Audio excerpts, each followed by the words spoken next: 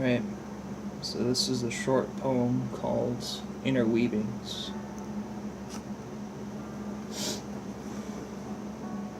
If it were only that I needed to use my mind, I'm sure that would be sufficient, but the glory of it all is that I see it all fall. I stare past the mask and peer into the eyes of a beast. Beasts, let me recorrect, that are caged underneath layers and layers of compressed lies and fears. And you tell me, is it fun to walk in the rain? I tell you, yes. But I forget to say hello to the one who can appreciate the myriad of motions, this tall walk of life. Walking in the skin of a monster. Is that what I've become? Through the scope of human eyes, to some, this walk is folly and easy prey. To others, the march is a threat to the safe haven of hovels and holes, encasing themselves in darkness and boxes, so as to never be displayed. Hidden away in the attic, forgotten, or locked in the basement, where no one can see. But I tell you, it's encouraging when I meet a compatriot, a comrade, a friend, who encourages a voyage past a sea of maybes, past a sea of what-ifs, through a monsoon of what have I become, or how did I get this way, through this vehicle of light that disregards life as short, even as we carry these tiresome frames. But who am I to decide for you if time is better spent sweeping streets as the city erodes into the sea? Because everyone has their pockets chock full of darkness.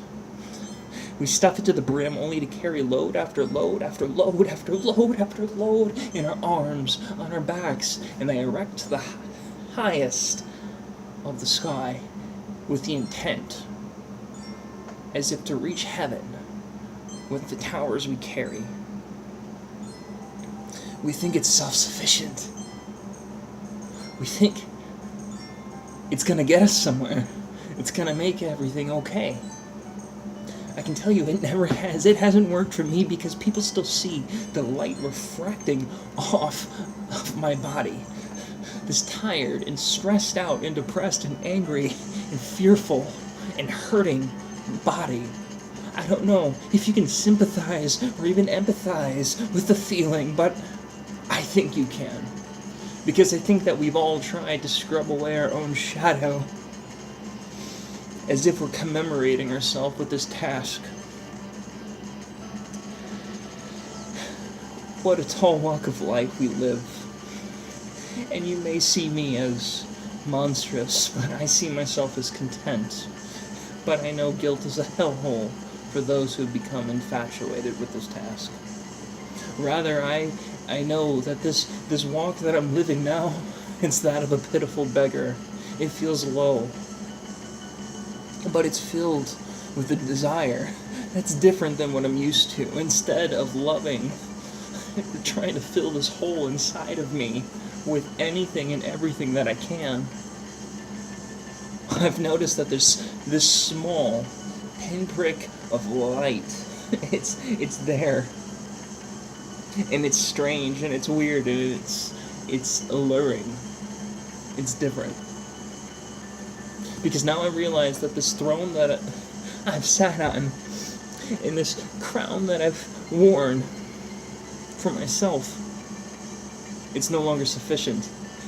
It doesn't make sense because it makes me recognize that this tower that I've erected, this throne that I've sat on, this crown that I've worn, is the full representation of self-sufficiency, otherwise known as my own sin. And how great of a disposition I am in now, as the gap has grown between Christ and I, God and I. The gap is huge. Every day it feels like it grows, because the sin just widens the gap. But that's also my hope, because this light that I see, it's still there. And this God that I have still adores me enough to build bridges for me to cross and burn the towers that I've erected trying to reach heaven. Because that gap, even though it grows, that bridge stretches out still. And how strange is that? That God would love a rebel like me, rather than dismissing me and letting me go.